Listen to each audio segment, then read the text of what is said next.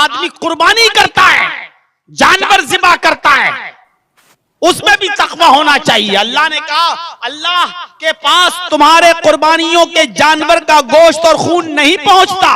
लन यनालल्लाह लुहूमुहा वला दिमाउहा, न गोश्त पहुंचता है न खून पहुंचता है अल्लाह के पास। वलाकिन यनालुहु तक़वा मिनकुम, बल्कि अल्लाह रब्बुल आलमीन तुम्हारे दिलों का तकवा देखता है।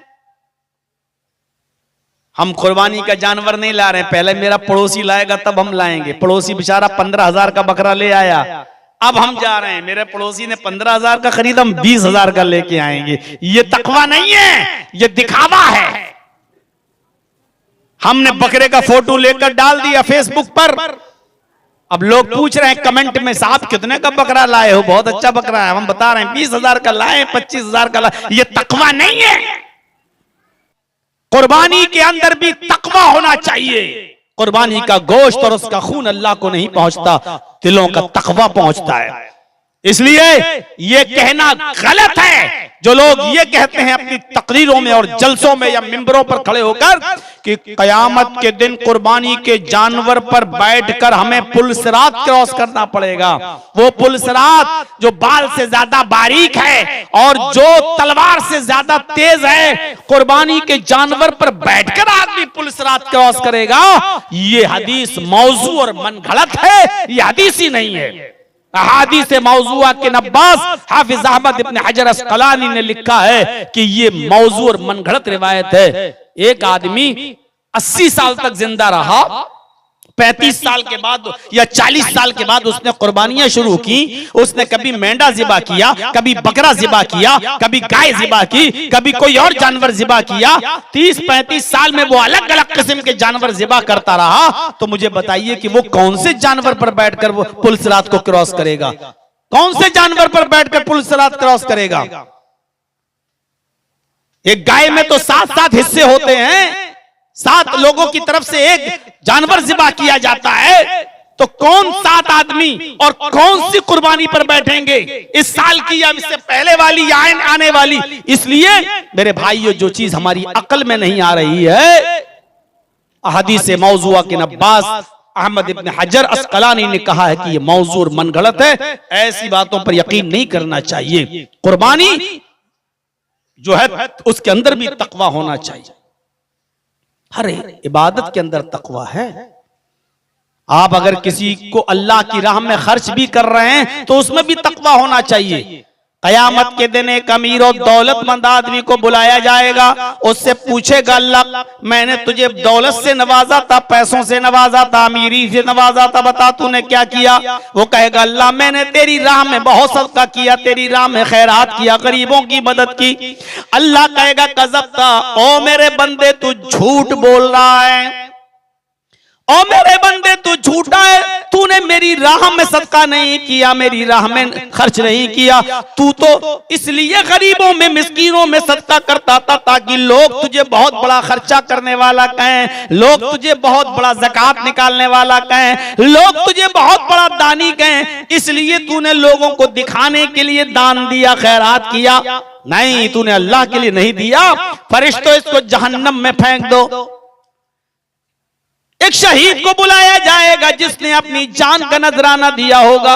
अल्लाह कहेगा मैंने तुझे सेहत दी थी, तंदुरुस्ती दी थी, बता तूने क्या किया? वो कहेगा अल्लाह जिहाद में मैं कूद गया और मैं तेरी राह में कत्ल कर दिया गया। अल्लाह कहेगा तू कत्ल तो किया गया लेकिन मेरी राह में नहीं, तू तो इसलिए जिहाद कर रहा था ताकि लोग तुझे बहुत बड़ा जिहादी कहें, बहुत बड़ा लड़ने वाला कहें, बहुत बड़ा लड़ाकू कहें। तू शोहरत चाहता था, नाम चाहता था, तुझे दुनिया में नाम मिल गया, शोहरत मिल गई। आए फरिश्तों जाओ इसको जहन्नम में फेंक दो। सिर्फ इतनी सी बात पर कि वो ये कहता चाहता था कि मेरा नाम हो, जहन्नम में जाएगा। जान देने के बावजूद, शहीद होने के बावजूद एक अमीर जहन्नम में जाएगा सदका करने के बावजूद। क्यों? क्योंकि वो ये चाहता था कि लोग उसे बहुत बड़ा दानी कहें। ऐसे ही एक नमाजी भी जहन्नम में जाएगा क्योंकि वो जुमे की नमाज इसलिए पढ़ा ताकि गांव वाले ये न कहें कि देखो वो जुमे तक की नमाज नहीं पढ़ता, ये आदमी भी जहन्नम में जाएगा।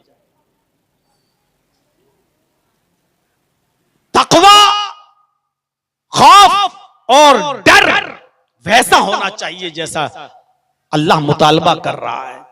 खाने पीने की चीजों में भी डर होना चाहिए, जो मिल जाए। कैसे कैसे अभी सवाल आ रहे थे, अभी एक पर्चा में पढ़ रहा था, इसमें लिखा कि जिस जगह जहेज दिया जाए ऐसी जगह शादी में खाना खाना चाहिए कि नहीं खाना चाहिए। ऐसे ऐसे सवाल यहां पूछे गए हैं कि लड़की वाले से जहेज का मुतालबा करना है, जायज है कि ना जायज। और जिस पर रब्बानी साहब ने भी जवाब दिया कि 1 टका भी 1 रुपया भी नहीं मांगा जा सकता है, हराम है। तो उसमें यह भी एक सवाल होना चाहिए कि लड़की वाले के घर बाराती बनकर जाना चाहिए कि नहीं जाना चाहिए। ये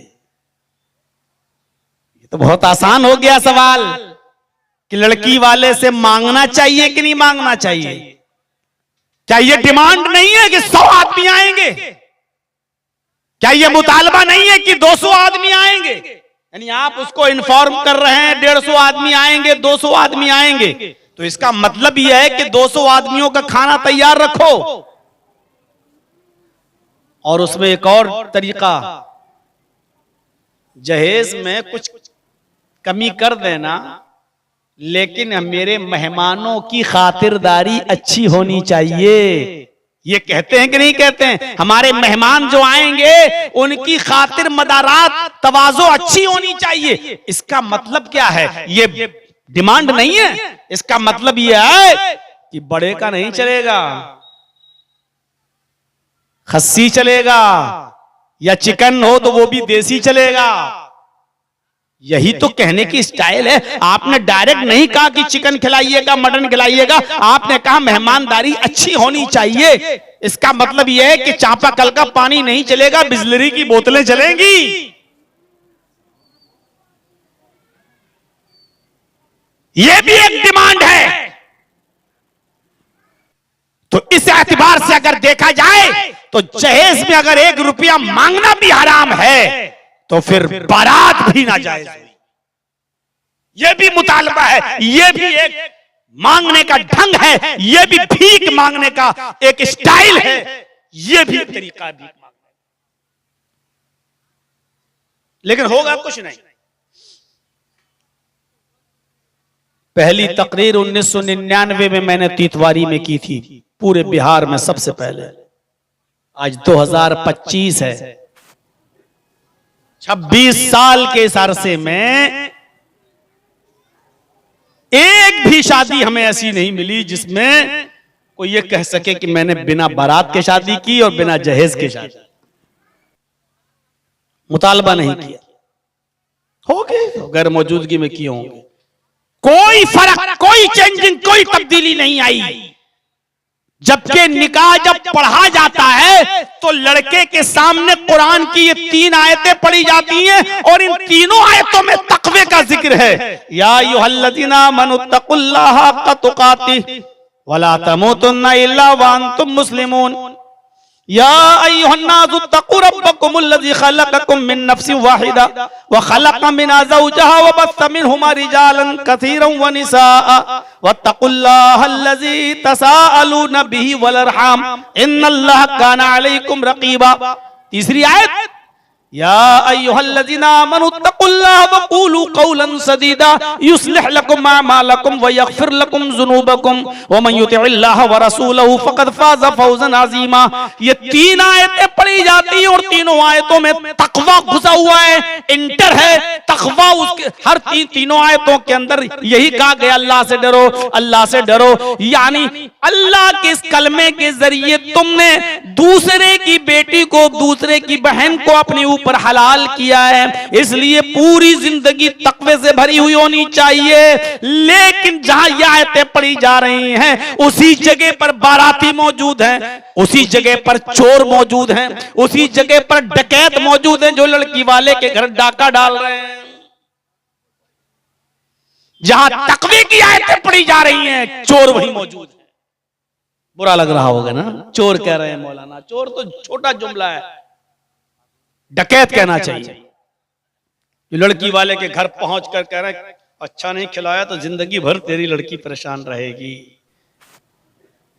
ताने सहेगी, इनको तो डकैत कहना चाहिए, डकैत। मसले पूछे जाते हैं, लेकिन हर जलसों में ये मसले, और आज से नहीं, ये सारे मसले हमसे 10-12 साल पहले पूछ लिए गए हैं। सारे मसले हमसे 10-12 साल पहले हर जलसों में पर्चे आते थे, ये पूछे जा चुके हैं। लेकिन क्या फर्क पड़ा बताइए आप? जहेज की डिमांड कम हुई, बाराती घटे, लड़की वाले पर जुल्म बंद हुआ, मांगने में कमी आई। हम वही के वही हैं। बड़े बाप के बेटे हैं मौलाना साहब, तुमसे पहले तो 80-80 साल के बुजुर्ग उलमा चले गए, हमने उनकी नहीं मानी, तुम तो कल के लड़के हो, तुम्हारी क्या मानेंगे? तसव्वुर कीजिए मेरे भाइयों, कुरान की 3 आयतें पढ़ी जा रही हैं और वहीं पर सबसे ज्यादा बेखौफ हैं लोग अल्लाह से। अल्लाह के नबी ने अपने खुतबे हज्जतुल विदा के अंदर फरमाया था, फत्तकुल्लाह फिन्निसा, लोगों अल्लाह से डरना, औरतों के सिलसिले में, औरतों के सिलसिले में अल्लाह से डरना। फ़इन्नकुम अख़ज़्तुमूहुन्ना बिअमानिल्लाहि, तुमने उनको अल्लाह की अमान में लिया है। वस्तहलल्तुम फ़ुरूजहुन्ना बिकलिमतिल्लाह, तुमने उनकी शर्मगाहों को अपने ऊपर अल्लाह के कलमे के जरिए हलाल किया है। इसलिए औरतों के सिलसिले में अल्लाह से डरना। आखिरी खुतबे में भी अल्लाह के नबी यही कह रहे हैं, तुमने उनको अल्लाह की अमान में लिया है, उनको अल्लाह के कलमे के जरिए अपने ऊपर हलाल किया है, इसलिए पूरी जिंदगी तुम उनसे उनके सिलसिले में अल्लाह से डरते रहना। ये कहा है। तकवा हमारी जिंदगियों में कहां चला गया? शादी और ब्याह में भी तकवा होना चाहिए, खाने और पीने की चीजों में भी तकवा होना चाहिए। सिर्फ यही चीज हराम नहीं है कि हम कुत्ते का गोश्त न खाएं, सूअर का गोश्त न खाएं, गधे का गोश्त न खाएं, ये हराम है, ठीक है। ये तो अपने नफ्स के साथ ये जानवर हराम हैं, लेकिन कभी कभी हलाल चीजें भी हमारे लिए हराम हो जाती हैं अगर वो हराम तरीके से कमाई गई हैं। हजरत अबू बकर सिद्दीक का एक गुलाम था, और गुलाम की मेहनत करके लाई हुई कीमत को मालिक खा सकता है। जैसे अरब के अंदर पहले गुलाम चलते थे, अब तो चलते नहीं हैं। जैसे मैंने किसी लड़के को खरीद लिया, वो मेरा गुलाम है, अब खरीद लिया, अब हम उससे मेहनत कराएंगे, वो मेहनत करके लाएगा तो उसकी कमाई खाना हमारे लिए जायज है। हजरत अबू बकर सिद्दीक का गुलाम मेहनत करता था, लाता था, अबू बकर उसकी कमाई में से खाते थे। एक दिन वो खजूर लेकर आया, अबू बकर समझे कि मेहनत करके लाया होगा और एक खजूर खा लिया। वो हंसने लगा, गुलाम कहने लगा, मेरे आका रोज पूछते थे क्या करके आए हो, जब मैं बताता था तब खाते थे, आज नहीं पूछा। कहा कि रोजाना तुम मेहनत करके लाते थे इसलिए मैं खा लेता था, आज भी मेहनत करके लाए होगे? कहने लगा आज ही मेहनत नहीं किया हूं। क्यों, क्या हुआ? कहा आज ही हराम का मिल गया। मैंने कुछ दिन पहले अपने दोस्त की बीवी का पेट देखकर कह दिया था भाभी को लड़का होगा। उसने कहा तुम्हें कैसे मालूम? मैंने कहा अरे मैं बहुत पहुंचा हुआ हूं, पेट देख के बता देता हूं लड़का है कि लड़की। आज मेरे दोस्त को लड़का ही हुआ है तो वो मुझे बहुत पहुंचा हुआ समझ रहा है। उसने खुशी में मुझे ये खजूर ला के दी और मैंने तो ऐसे ही झूठ मूठ कह दिया था, धूल में लाठी मारी थी, तीर निशाने पे लग गया, मुझे थोड़ी मालूम था कि लड़का है कि लड़की। मैंने तो ऐसे अंदाजे से कह दिया था और लड़का हो गया। अबू बकर सिद्दीक ने कहा 5 चीजों का इल्म अल्लाह के अलावा कोई नहीं जानता, उसमें एक चीज ये भी है कि मां के पेट में क्या है, लड़का है या लड़की, इसको कोई नहीं जानता। लिहाजा तूने उसको बताया और ये गलत भी बताया, अगरचे वो सही निकल गया, लेकिन तूने उसको जो बताया तुझे उसका इल्म ही नहीं था, इसका मतलब यह है कि तूने मुझे हराम खजूर खिला दिया। कहने लगा कि जी। कहा पानी लाओ। अबू बकर सिद्दीक ने पानी पिया, जबकि धोखे से खाया था और शरीयत में धोखा माफ है। अगर कोई भूल चूक से खा ले तो माफ है, रोजे की हालत में अगर भूल से खा ले तो माफ है। तो हजरत अबू बकर ने भूल से खा लिया, लेकिन इसके बावजूद कहा पानी लाओ। जी बिल्मा, पानी लाओ। पानी लाया गया। अबू बकर सिद्दीक पानी पीते हैं और पानी पीने के बाद उंगली हलक में डालते हैं और कै करते हैं, थोड़ा खजूर निकलता है। फिर पानी पीते हैं, फिर कै करते हैं, थोड़ा खजूर फिर निकलता है। फिर पानी पीते, फिर कै करते हैं, फिर खजूर निकलता है। उस वक्त तक पानी पीते रहे और कै करते रहे, वॉमिटिंग करते रहे, उल्टी करते रहे, जब तक कि यकीन नहीं हो गया कि पूरा का पूरा सारा खजूर निकल गया होगा मेरे पेट से।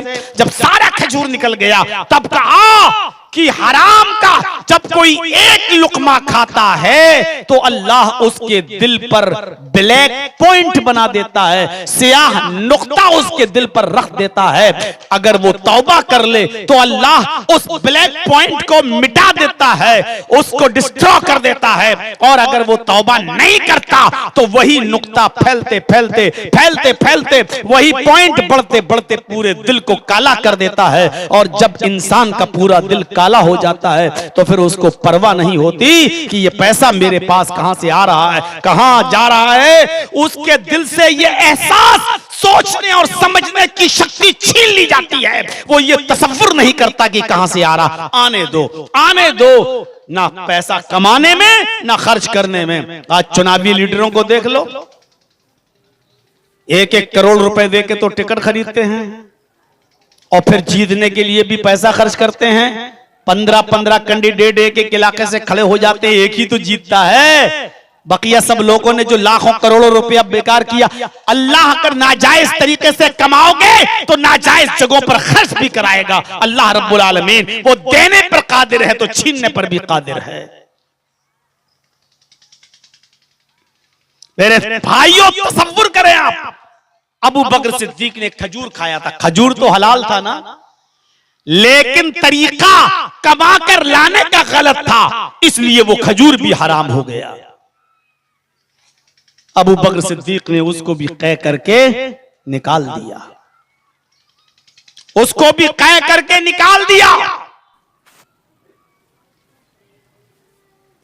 हजरत अबू मूसा अशरी ने जो उनको हिस्सा मिला था बैतुल माल से, उसमें एक बहुत खूबसूरत ओढ़नी थी, बहुत खूबसूरत दुपट्टा था।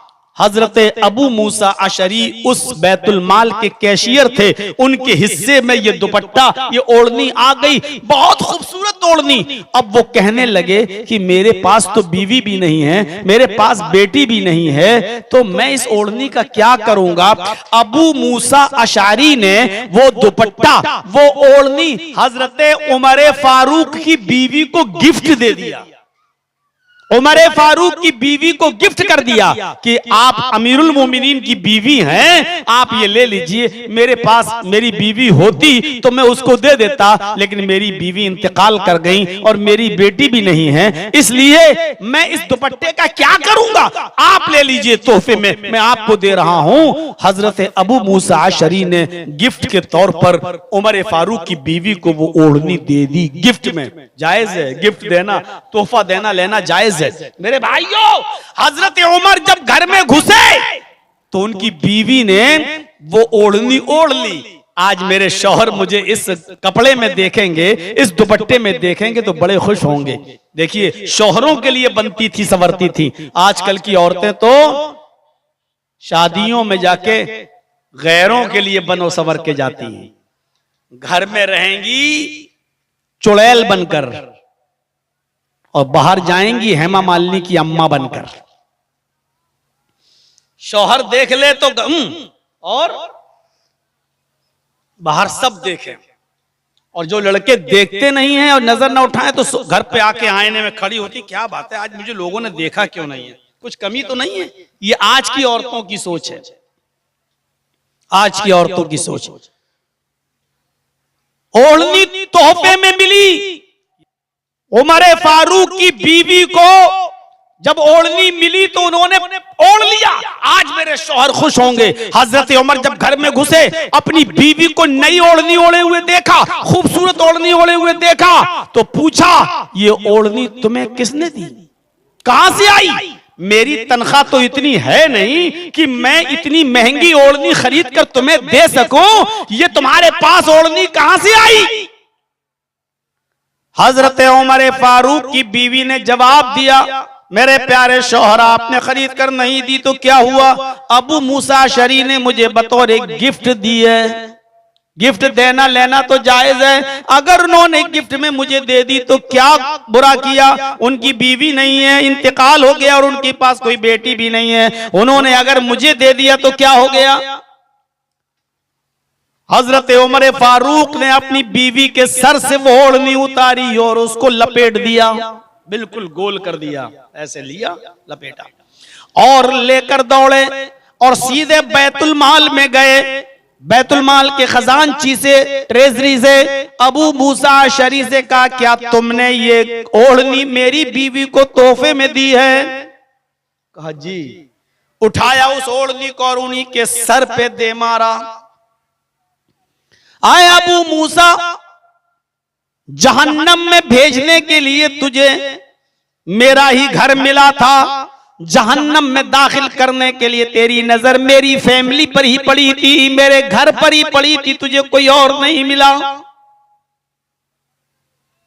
तुम बैतुल माल के कैशियर हो, जिम्मेदार हो, ये ओढ़नी तुम मेरी बीवी को देते हो, इससे तुम मेरे दिल में जगह बनाना चाह रहे हो, मेरे दिल में मकाम बनाना चाह रहे हो, ताकि कल तुमसे कोई गलती हो तो तुम्हारे एहसान तले में दबा हुआ हूं और तुम्हें कोई सजा न दे सकूं, तुम्हें बरतरफ न कर सकूं।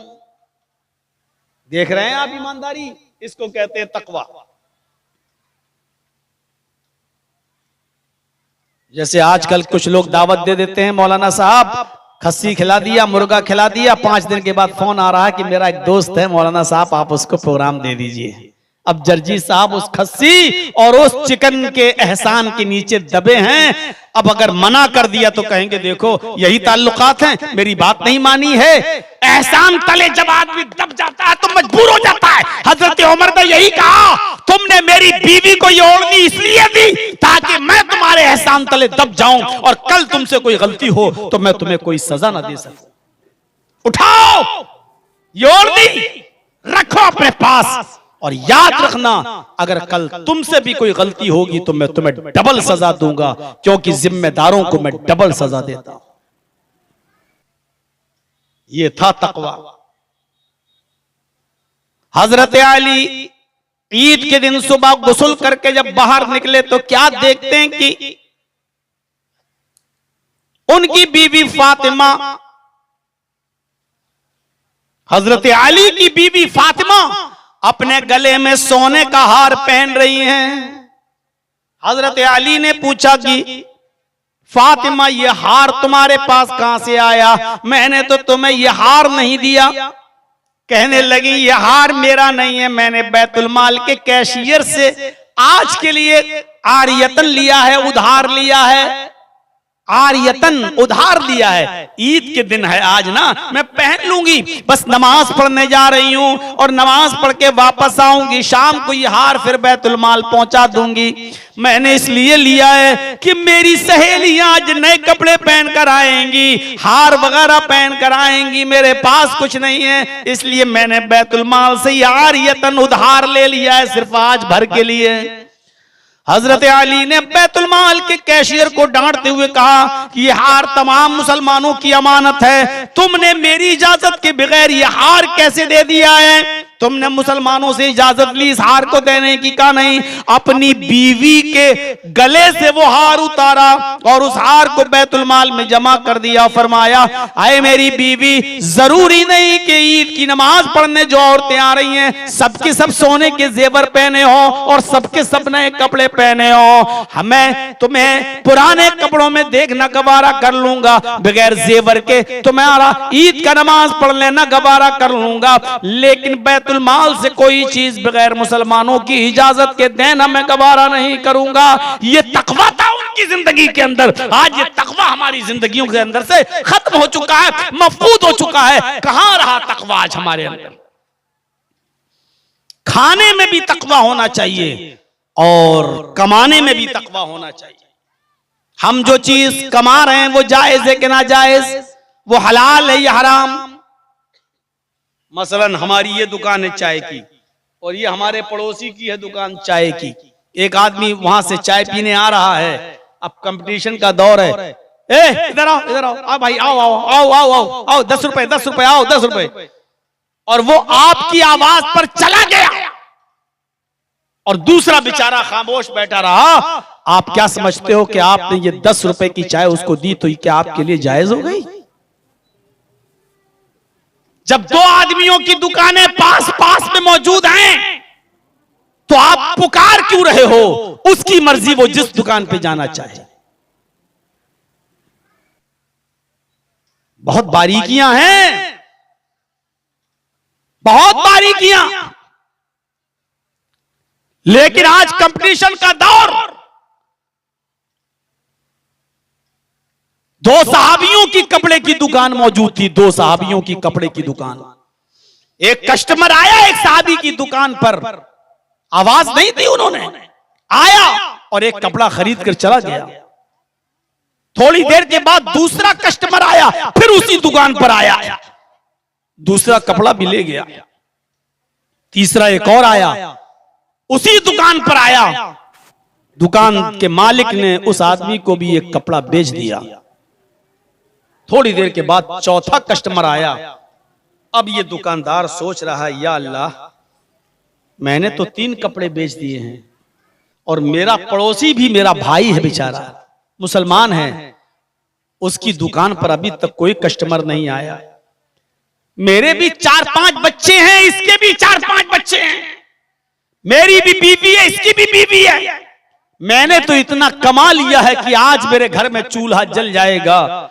इसको भी तो अपने बच्चों का पेट पालना है, इसको भी तो अपनी बीवी और बच्चों को खिलाना और पिलाना है। इसका एक भी कपड़ा नहीं बिका बेचारे का, इसके घर में चूल्हा कैसे जलेगा? अब इस दुकानदार ने चौथे कस्टमर से कहा कि वो कपड़ा जो तुम मेरे पास लेने आए हो वो कपड़ा खत्म हो चुका है। हाँ, उससे भी अच्छा कपड़ा मेरे पड़ोसी की दुकान पर मौजूद है, जाओ इंशाअल्लाह तुम्हें वहां मिल जाएगा, तुम वहां से कपड़ा खरीद लो। और उसने उस आने वाले कस्टमर को उस दुकान पर भेज दिया और उस दुकानदार ने भी उस आदमी को कपड़ा बेच दिया। ये उस जमाने में था, एक दूसरे की हमदर्दी थी, एक दूसरे की गमख्वारी थी। वो ये चाहते थे कि मेरे घर के चूल्हे के साथ साथ मेरे पड़ोसी का चूल्हा भी जले, मेरे भाई का चूल्हा भी जले। लेकिन आज के इस दौर में हम 1000 कमा चुके, फिर भी कोई कस्टमर आता है तो 10 कदम उतर कर उसको दूर से पकड़कर फिर अपनी दुकान पे ला रहे हैं और इस कमाई को हम हलाल समझ रहे हैं। मेरे भाइयों, ये डकैती है, दूसरे का पेट मारना है, उसके पेट पर कब्जा करना है, उसका हक छीनना है, और ये भी बेईमानी और जुल्म की एक शक्ल है जो किसी भी कीमत पर जायज नहीं है। सोचने की बात है, सोचिए मेरे भाइयों, गौर करने की जरूरत है। ये इसलिए जो कमा रहे हो उसमें भी रिस्क हलाल होना चाहिए। हजरत उमर फारूक ने ऐलान, रात में गश्त कर रहे हैं, गश्त, और एक औरत अपनी बच्ची से कह रही है, बुढ़िया बेटी उठो दूध में पानी मिला दो, और बेटी कह रही है नहीं। उमर का ऐलान निकला है कि दूध में पानी मिलाता हुआ कोई पकड़ा गया तो सख्त सजा दूंगा। मां ने कहा, बेटी उमर थोड़ी देख रहा है। बेटी ने कहा, क्या हुआ, उमर नहीं देख रहा है मां, उमर का रब तो देख रहा है। मां ने कहा, बेटी अगर यही करेगी तो तेरी शादी कैसे होगी, तेरे हाथ कैसे पीले होंगे, मुझे तेरी शादी भी तो कराना है। उठ पानी मिला। कहती नहीं, मैं पानी नहीं मिला सकती दूध में। अगर उमर नहीं देख रहा तो क्या हुआ, उमर का रब तो देख रहा है। जैसे ही ये जुमले हजरत उमर फारूक ने सुने, उनके आंखों में आंसू आ गए, मकान नंबर नोट किया और आगे बढ़ गए। सुबह होकर मां बेटी दोनों को अपने घर में बुलाया और कहा, मां तुम्हारी बेटी ने कल दूध में पानी मिलाया था, बुढ़िया कहती नहीं, मिलाने के लिए मैंने कहा था लेकिन मिलाया नहीं था। हजरत उमर कहते मैं जानता हूं कि तेरी बेटी ने दूध में पानी नहीं मिलाया। जी, कहा कि तेरी बेटी का कहीं रिश्ता हो गया, जवाब दिया नहीं। कहा कि हजरत उमर अपने बेटे के लिए तेरी बेटी का हाथ मांग रहा है, क्या तू अपनी बेटी का हाथ मेरे बेटे को देगी? कहने लगी अमीरुल मोमिनीन मजाक मत कीजिए, मुझ गरीब औरत के यहाँ कौन अपने शहजादे की शादी करेगा? हजरत उमर ने कहा कि उमर अपने बेटे की शादी तेरी बेटी से करने को तैयार है, इसलिए तेरी बेटी खूबसूरत है इसलिए नहीं, तेरी बेटी बहुत ज्यादा हसीन और जमील है इसलिए नहीं, बल्कि इसलिए कि तेरी बेटी बहुत ज्यादा दीनदार है। वो उमर से नहीं डरती, उमर के रब से डरती है। और जो लड़की उमर के रब से डरती होगी उसके घर में जो बच्चे पैदा होंगे वो सब अल्लाह से डरने वाले बच्चे होंगे। इसलिए उमर तेरी बेटी को अपने घर की बहू बनाने के लिए तैयार है। और फिर 2-3 दिन के अंदर अंदर उस उमर फारूक के लड़के की शादी उस लड़की से हो जाती है। हजरत उमर ने न बिरादरी देखी, न जात देखी, न स्टेटस देखा, न हस्बो नसब देखा, न बारात ले गए, न मेहंदी लगाई, न उबटना मला, सिर्फ दीनदारी देखी उस लड़की के अंदर और शादी करके ले आए और अपने घर की बहू बना लिया। मेरे भाइयों, वो लड़की इतने गरीब घर की थी कि माँ कहती है कि बेटी उठो और दूध में पानी मिलाओ, अगर दूध में पानी मिलाकर हमने नहीं बेचा तो तेरी शादी भी हम नहीं कर सकते हैं। इतने गरीब घर की लड़की को हजरत उमर अपने घर की बहू बना रहे हैं। और उस लड़की का तकवा देखो, इतना गरीब होने के बावजूद भी वो दूध में पानी मिलाने के लिए तैयार नहीं है। ये है तकवा, ये है हलाल कमाई का में तकवा। इसलिए तकवा नमाज में, तकवा रोजे में, तकवा हज में, तकवा ज़कात में, तकवा कुर्बानी में, तकवा रोजा इफ्तारी में, तकवा हलाल रिज़्क खाने में, तकवा मेरे भाइयों हलाल कमाने में, तकवा निकाह में, तकवा हमारी पूरी जिंदगी के अंदर होना चाहिए। अल्लाह से दुआ है कि बारे अल्लाह तकवा हमारे दिलों में कूट कूट के भर दे। हम जमीअ मुसलमानों पर रहम फरमा। बारे अल्लाह जब तक तू हमें जिंदा रख, इस्लाम पे जिंदा रखना, और जब खात्मा हो तो ईमान पर हमारा खात्मा फरमाना। वमा अलैना इल्लल बलागुल मुबीन व आखिरु दअवाना अनिल हम्दुलिल्लाहि रब्बिल आलमीन। अस्सलामु अलैकुम व रहमतुल्लाहि व बरकातुहू।